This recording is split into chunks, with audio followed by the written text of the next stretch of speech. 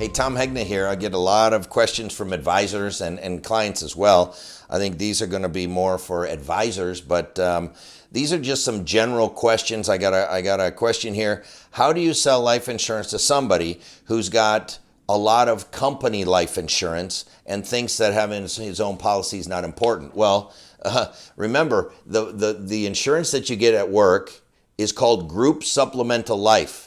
And supplemental means in addition to your own personal policy, because group insurance should not be your only policy. Because if you quit, if you get fired, if you get laid off, if you retire, if you become disabled, you don't have your group life insurance anymore, okay? It's only for the people who are working there. And so what happens is the people who think that they can do fine on company insurance, well then all of a sudden, if they lose their job and now they have a medical problem, they may never get life insurance again. So I would tell you, do not allow people to just have their only insurance at work. That is wrong.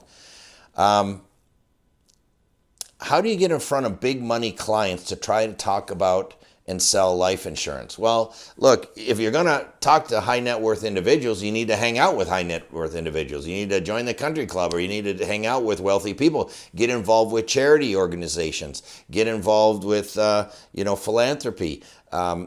Build some centers of influence. Attorneys and accountants typically work with high net worth individuals. But, if you're just a brand new agent, you think you're going to walk up to somebody who's got $10 million and show them how to do business with you, you've got to earn their trust, and you've got to show them that you work with other high net worth individuals. So it's kind of, you kind of got to hang out with those people. Birds of a feather flock together, and it's the same in life insurance. Tom, you've opened my eyes to why people need more life insurance. I've never realized that life insurance and interest rates are really connected. The human life value and replacement value makes sense to me, but how do I communicate this to my clients? They're very skeptical. Well, okay, so let's just review. The reason people are so underinsured is that we're in a low interest rate environment. And in a 1% interest rate environment, and we're in a 1% interest rate environment, it takes $5 million of life insurance invested at 1% to provide $50,000 of income. Now, how many people do you know that are making $50,000 a year are walking around with $5 million worth of life insurance? Now, you can say, oh, Tom, that is ridiculous. Well, okay, what if you could get 5%? It'd be pretty hard, but what if you can get 5%? Well, then it takes $1 million invested at 5% to give $50,000 of income. And that's not ridiculous. So what I say is that everybody should be carrying at least $1 million of life insurance for every $50,000 of income. Now, people think that's too much. I tell the story. You can watch YouTube. The woman who thought she was a millionaire, who's now stuck living a $38,000 a year life with her little girls because they didn't have adequate life insurance. Her husband made $250,000 a year. He only had $1 million worth of life insurance. He should have had $5 million worth of life insurance. Then she could have lived a much better life. But people are way underinsured, for one thing.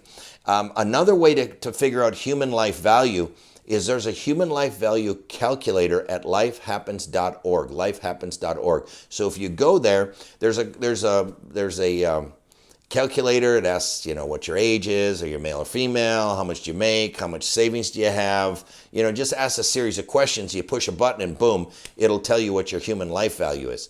Another great resource is if you dig into the 9/11 Victims Compensation Fund. If you think about it, there were all kinds of people when those 9/11 buildings came down. There were busboys, there were waiters, there were policemen, there were firemen, there were hedge fund managers, there were CEOs. And how do you determine the human life value of a busboy versus a CEO? Well, they had to do that. And what they found is that they looked at really three things. Number one, your age. Number two, your income. And number three, how many children you have. Now, isn't that interesting?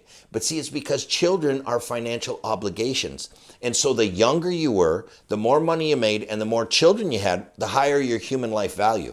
So that busboy, if they had 5 or 6 kids, that busboy had a higher human life value than the CEO making $2 million a year. So really, the lesson there is when you're on an appointment and there are children in that home, you must be relentless recommending life insurance. You don't take no once, you don't take no twice, you don't take no 3 times. You be relentless because you are the only one standing between those children and total destitution if something happens to the parents. So I hope that helps you with just some general questions, and I'll be doing more of these videos. Keep sending in your questions.